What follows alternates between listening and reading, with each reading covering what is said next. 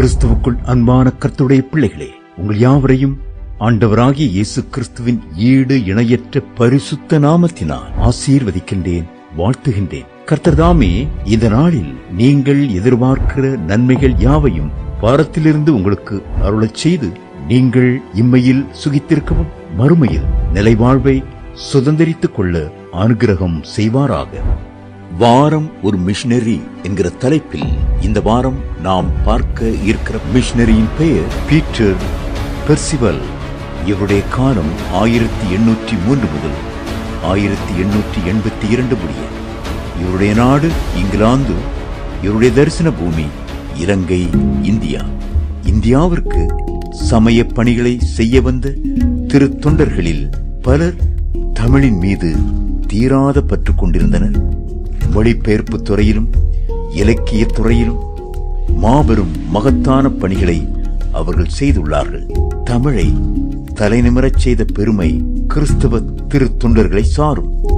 இதனை வரலாற்று சான்றுகள் நிரூபிக்கின்றன. பீட்டர் பெர்சிவல் தமிழ் மீது கொண்ட பற்றுதலால் இங்கிலாந்து நாட்டிலிருந்து இந்தியாவை நோக்கி தன் பயணத்தை ஆரம்பித்தார். முதலில் 1826 ஆண்டு இலங்கையில் உள்ள யாழ்ப்பாணத்திற்கு வந்த இவர் 3 ஆண்டுகளில் தமிழ் மொழியை கற்றார். அந்நாட்களில் பிற நாட்டு சமய குழுவுக்கு இலங்கையே இந்தியாவின் நுழைவாயிலாக இருந்தது. அமெரிக்க மெத்தடிஸ்ட் சபையை சார்ந்த இவர் இலங்கை யாழ்ப்பாணத்தின் சபைகளில் தலைவராக பொறுப்பேற்றவர். 4 ஆண்டுகள் மட்டுமே இலங்கையில் பணியாற்றிய பெர்சிவல் 1829 ஆண்டு இந்தியாவில் உள்ள பெங்கால் பகுதிக்கு வந்தார். வங்காள மொழியையும் கற்றுத் தேர்ந்தார். மீண்டும் இலங்கை சென்ற இவர் இலங்கை வேதாகம சங்கத்தின் பொது மொழிபெயர்ப்பு குழுவின் தலைவராகவும் செயல்பட்டார்.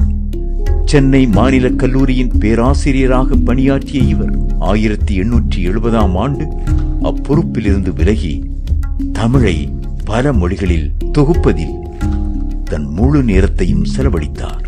15,000ற்கு மேற்பட்ட பல மொழிகளை இவர் சேகரித்தார்.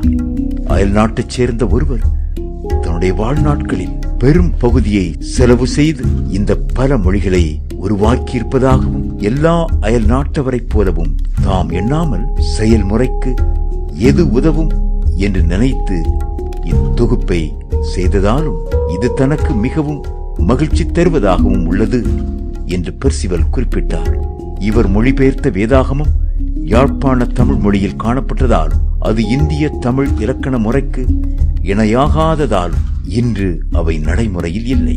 எனினும் இவர் செய்த சமய பணிகளும் சமுதாய பணிகளும் இந்திய திருநாட்டின் வளர்ச்சிக்கு பெரும் பங்களித்தன. அன்பானவர்களே, புதிய காரியங்களை செயல்படுத்துவதில் உங்களின் முயற்சி என்ன? ஸ்டான்லி ஜோன்ஸ் இவ்விதமாய் சொல்லுகிறார்: தேவனுக்கென்று உங்களை அர்ப்பணிக்கவில்லை எனில் குழப்பத்திற்கு நீங்கள் உங்களை அர்ப்பணித்திருக்கிறீர்கள். பிரியமானவர்களே, இந்த பீட்டர் பெர்சிவல் இவருடைய ஊழியம் மகிமையும் மகத்துவமும் கனமும் நிறைந்ததாக இருக்கிறது. இவர் தமிழ் மீது அளவற்ற பற்று கொண்டதால் இந்தியாவை நோக்கி அவர் பயணித்திருக்கின்றார்.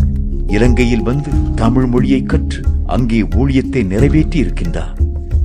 இலங்கை தமிழில் வேதாகமத்தை மொழிபெயர்த்திருக்கின்றார். 15,000ற்கும் அதிகமான பல மொழிகளை தேடி பிடித்து ஆராய்ந்து அறிந்து அவைகளை தொகுத்து வழங்கியிருக்கின்றார். பிரியமானவர்களே, தமிழ் மொழி என்பது உலகத்திலேயே முதன்மையான மொழியாக இருக்கின்றது. இதை அநேக தமிழ் மக்களே உணர்ந்து கொள்வதில்லை. இன்று தமிழ் ஆலயங்களில் ஆங்கில ஆராதனைகளுக்கான முக்கியத்துவம் பெருகி வருகிறது. இன்று அநேக தமிழ் மக்கள் தமிழை கற்றுக்கொள்வதற்கும் தமிழில் வேதாகமத்தை வாசிப்பதற்கும் முயற்சிகளை மேற்கொள்வது இல்லை. தமிழ் மொழி உலகத்திலேயே எல்லா கலாச்சார பண்புகளையும் கொண்டதாக இருக்கிறது. தமிழ் மொழியைப் போல ஒரு உச்சரிப்பான ஒரு மொழி, இனிமையான ஒரு மொழி இந்த உலகத்தில் எங்குமே இல்லை.